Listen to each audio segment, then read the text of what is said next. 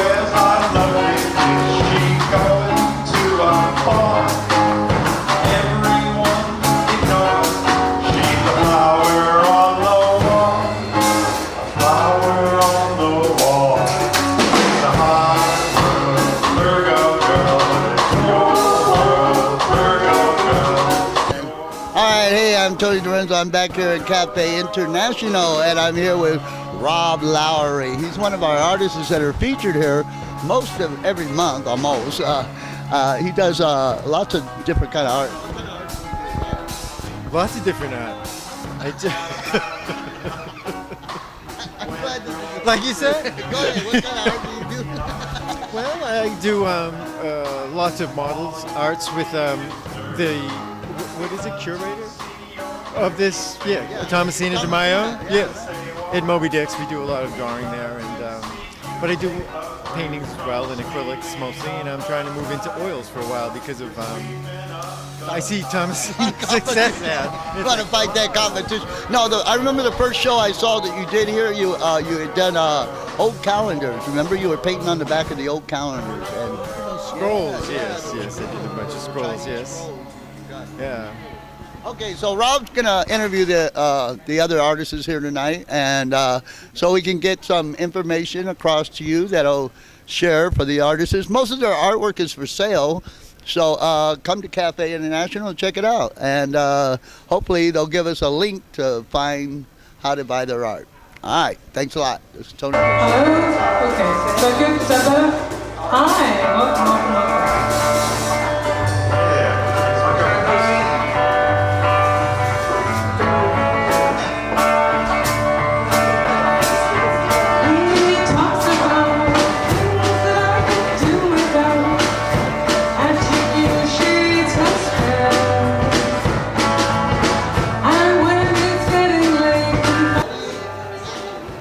All right. Hi, we're here at the Cafe International with David Severson. Did I pronounce it right? I'm Rob Lowry, and we're having an art show. Oh, we can't. I'm sorry. We're having an art show, and David Severson did these watercolors on the wall behind us. And could you tell us some of your inspiration for your work and your? Certainly, yes. I've actually been painting for since I was in high school. I tried different artistic media, but I kind of gravitated towards watercolor because I've always liked the color, the looseness of it, and just what I've always enjoyed doing. Well, from looking at your work, you say the looseness of it, but as somebody commented, it's almost like looking at oil paintings. So it's kind of, you like the medium for its looseness, but you then use it very tightly, don't you? I do. It is tight, and I keep trying to work looser. It's something that I'm always trying to do a little bit better, but I do work tight. Yeah. I'm sorry. This is just, especially when you get up to it, and can you get really close to that and see the method? What's the name of that? That is Path Through the Forest. Path Through the Forest. If you can look at the work on the birch trees and look at David's use of color, it's quite impressive, at least to me. I mean, I'm just blown away by it. Not just the image, but how you accomplish it. Is it stipples or do you... There's stippling. There's a lot of use of sponging. It looks. I think that was mostly sponge. A little bit of drier pigment on a sponge on dry paper. Very nice, yeah. Thomasina was just noticing it too, as I couldn't help, but the shades of purple that you have in those trees when you get really close to it are just beautiful. Thank you. Yeah, I don't mean to just focus on that one, but it's that's. Oh, I'm glad you like it. I'm particularly proud of that one. All right, so if we can, did you have anything particular about the nautical scene, and then we're gonna say goodnight? Oh, sorry, yeah. Yeah, you can. I don't have any work online, but you can reach me on email at davidsieverson57@gmail.com if anybody has any further questions or if they're interested in purchasing paintings. Good. Tidal wave, take 2. Yeah, it's happening again. Another giant boom, another takeover of the yuppies. Oh, wait, we love it.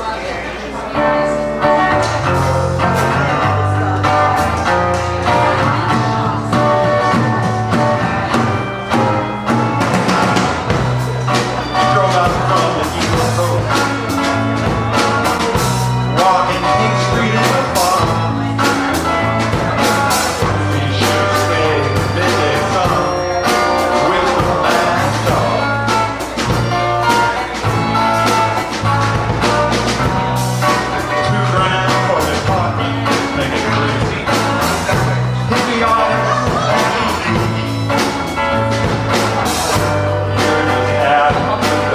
Did that, and this is next in the.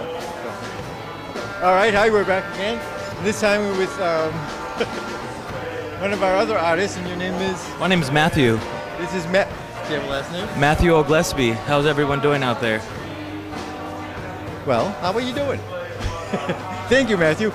This is his art behind us. Are you a photographer? Yeah, I do photography and collage and painting, all types of stuff. But today I wanted to show off some pictures that I did. So I just did some little 8x12 film photography. I got into photography because my mother. So I use her old Canon AE1 program, an old film camera, 35 mil. And yeah, I wanted to show off some old. So you developed these yourself, you mean? No, I wish. No, I get them developed. You know, it's kind of a lost art these days. A lot of people, the chemicals and all that stuff, it's kind of hard to get. And I don't have space to have a dark room or anything like that. But you know, I wish one day. But again, it's scarce to get all the chemicals and materials to develop your own. Right.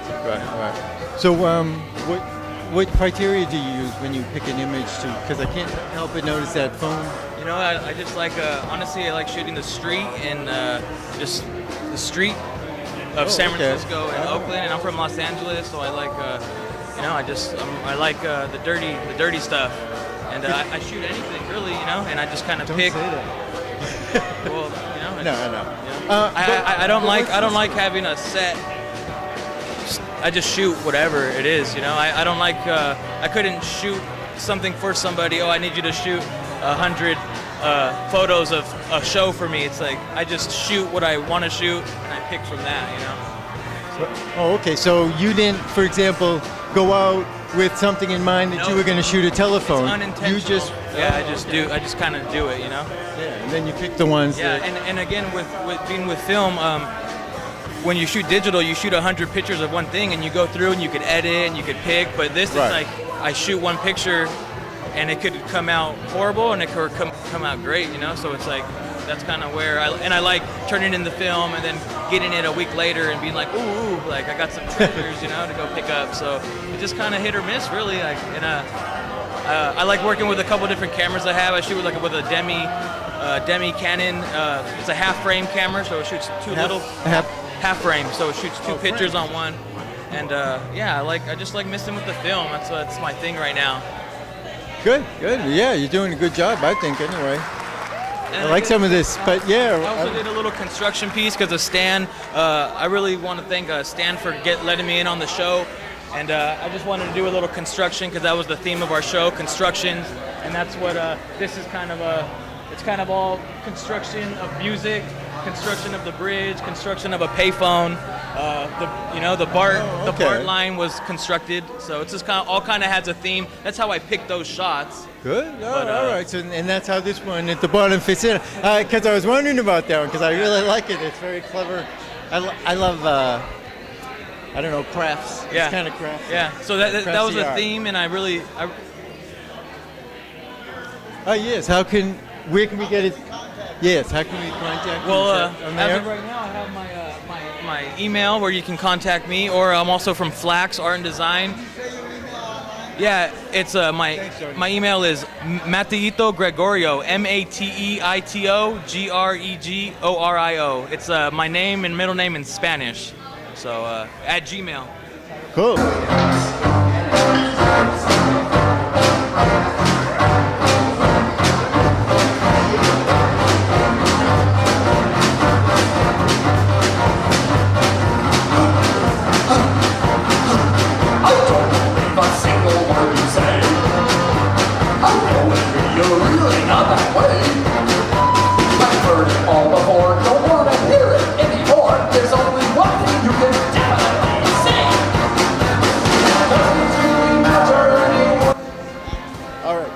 Here we are back at the Cafe International, and we're interviewing for this next artist. His name is Stan Chan? Stan Chan, from Oakland. Oh, you're from Oakland? Oh. Originally. I live here in San Francisco now. And this is Stan's work behind us? And how do you manufacture these? These guys right now, I'm trying to get a show together about sewing and constructions. Oh. So I've been sewing bottle caps. These are bottle caps, and these are pull tabs. Pull tab. Oh yeah, now I see them. You see the pull tabs in there? No, I didn't see those till you mentioned that. So thanks. And what do you do to the bottle caps? You smash them and then to flatten out? Yeah, flatten out the art and everything. And this is actually on a rice bag. A rice bag? Oh, okay. How do you mount them? I just stapled them on, but the rice bag, this one's an Indian rice bag, and that's a Chinese rice bag. And then do you laminate it afterward? I put plexiglass on top of it. Oh, okay. It's very nice effects. Yeah. Thank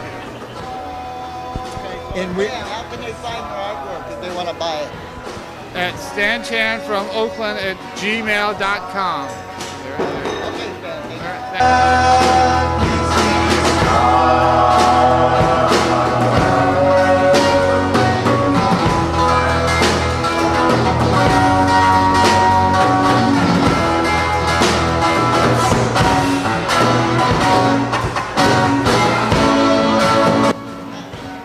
Hi, we're back at the Cafe International, interviewing our third or fourth artist, Stephanie, right? Stephanie, thank you. Yeah, Stephanie. Hi. Hi. And what inspires you to do the form of, what do you call your work? What kind of? Well, I actually do a lot of mixed media. Mixed media. And photography, and actually the print down there comes from a photograph. It's a type of process. It's a type of process known as a xylene transfer, and then the wings are sculpted out of wire and a foam-like substance called neoprene and Oh, wow. adhesive and. Who'd you have pose for it? For the wings? Yes. No one. I just sculpted them. Oh, wow. Some materials and. So those are real feathers? Yeah, they are real feathers. Actually, the top feathers are scavenged from an old down pillow that I had. Oh, so you didn't have to kill the bird yourself? No, I didn't have to kill the bird myself, but I did dye them because the. Well, on that topic, I actually do taxidermy, but it's only by found objects, so. Oh, they don't find you. You find them Yes, laying. I find them. If the condition is How good convenient. enough, I know. Yeah. So how do you know how to taxidermatize things? Just some research. Just research. You know, the internet is an amazing source. Oh, yeah, that's true. And Yes.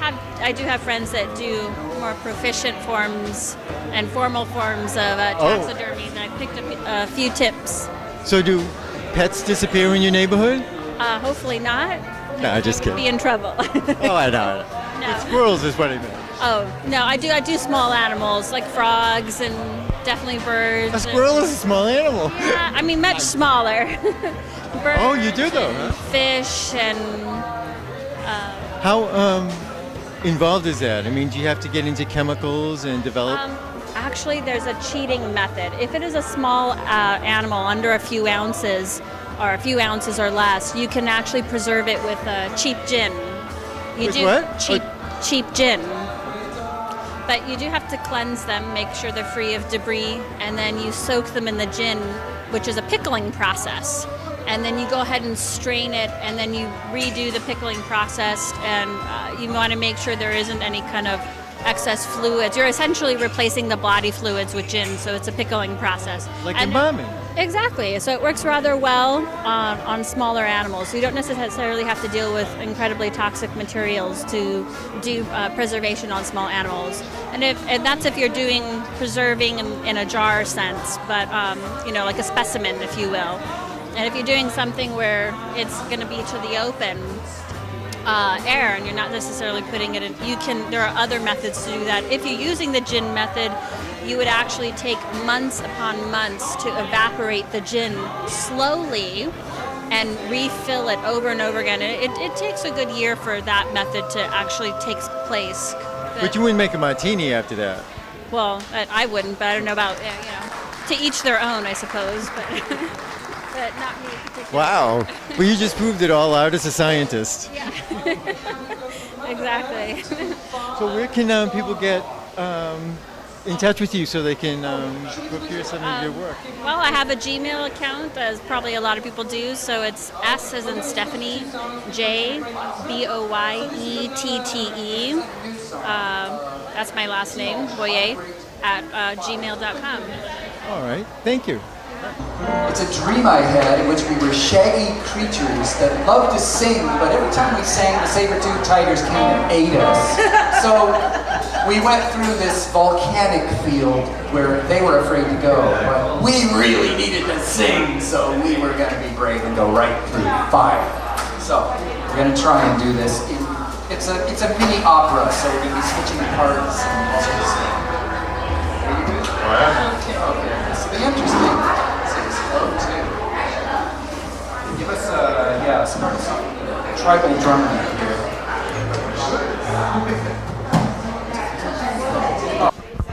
Hi. We're back at the Cafe International, this time with Stephen Lopez. Lopes. Lopes? Oh, I'm sorry. That's all right. With Stephen Lopes, an artist who's shown here several times before.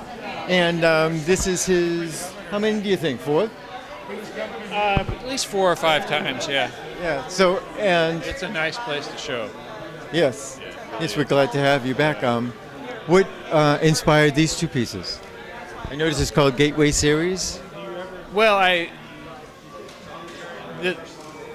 they just seem to work pretty well, and that I can do them in a short period of time. Are they, is it acrylic? That's watercolor and pencil and charcoal and collage, mixed media. Oh, okay. Yeah. Oh, so this collage. Oh, yeah. I see some of the collage. I didn't notice. I thought it was all painting. Paint, yeah. But it's a good amount of paint in there. But it's just, yes, I know. I can see that. I like working really dry with a brush. I don't like loading a lot of water onto the picture. Mm-hmm. So it kind of builds up. Yes, it looks layered. Yeah. Nice three-dimensional look there, isn't it? Thank you. Yeah. So how long are these are the originals, right? Yeah, those are originals. Yeah. Do you do copies of them? No, I've sold a few pieces that were copies. Oh, okay. But nothing. Because they look like they could be, made prints of, and then you could sell them like for cards and. It could be, I guess. I mean, it's kind of a graphic look. There's not a lot of reflection. It's not a lot of paint. It kind of just layered on like a print. I mean, I like printmaking and. Oh, you do? Oh, okay. Yes, that's what I mean. There's something about it. Monoprints, and I, do some amount silk of screening? just tracing and no, not silk screening, but just monoprinting and tracing and kind of process the whole thing up. Oh, yeah. Well, it makes a very unique effect. It's very signature. At least, Yeah. I mean, from these two pieces, you can tell it's from the same artist. Yeah. Is this indicative of your isn't it like expressionism? Is that? I don't know. I mean, it's what I like doing. Oh, okay. Like working with a limited amount of time and few materials and just kind of building the picture up slowly. Right. All right. Cool. Well, they look great. Next to Jack's here. I don't think Jack is here, but Jack's not here, but no. I like this entire wall with stand pieces here, and Jack's my stuff in the center is just kind of. Not to interrupt you, but I forgot. We haven't told you. Where can people get in touch with you if they want to buy some of your artwork? Oh, through my email address, Stephen Lopes 430 at Comcast.net. Great. Thanks, Stephen. Okay, thank you.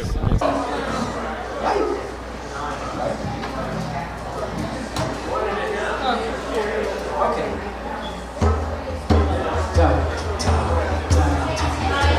Sounds good.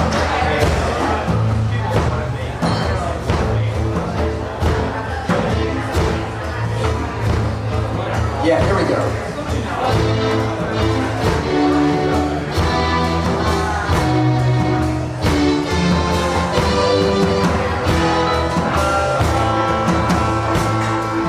As our herd shouting stepped into the guise. All right. We're back here at the Cafe International with our last artist, Jeff Shornack, is how you say it? Jeff Shornack. And he's responsible for this, the wooden designs behind us on the wall here. And they are all wood, is that right? Yeah, they're primarily plywood. You know, some are mixed media, like this one's, specifically is twigs, vines, branches, spray paint. This one on the end is mainly cardboard and some veneer wood. But the two pieces, like on the right, that's all plywood. Plywood? Yeah. Because I like working with wood, like echium and stuff that I can grow myself even. And so I'm really interested in that one. It's very. Oh, this one on the end? No, the one there. Oh, this one here. Yeah. Yeah. Well, that was.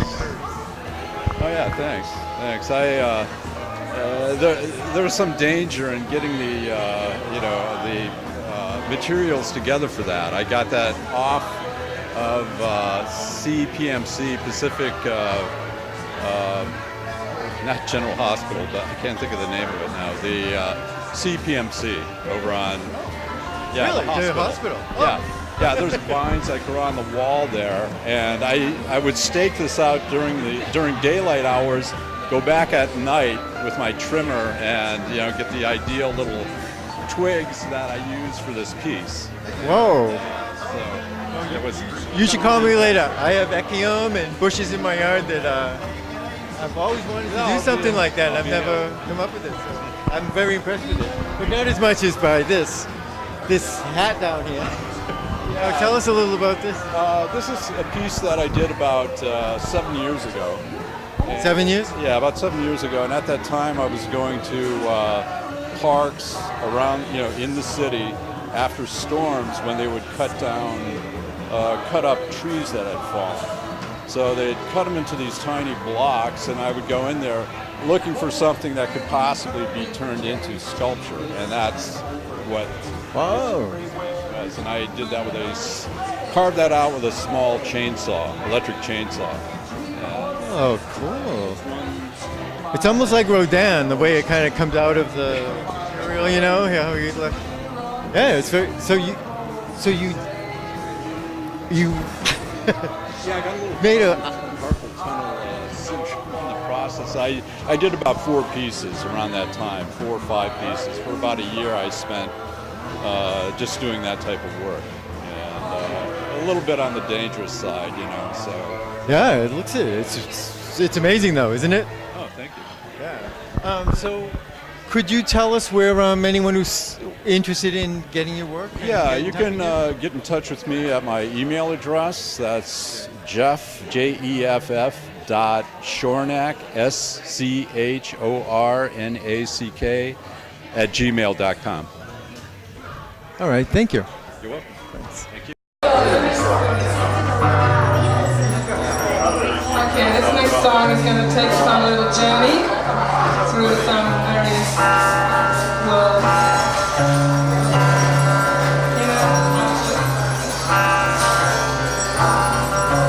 What a strange sight I've seen. A big orange giraffe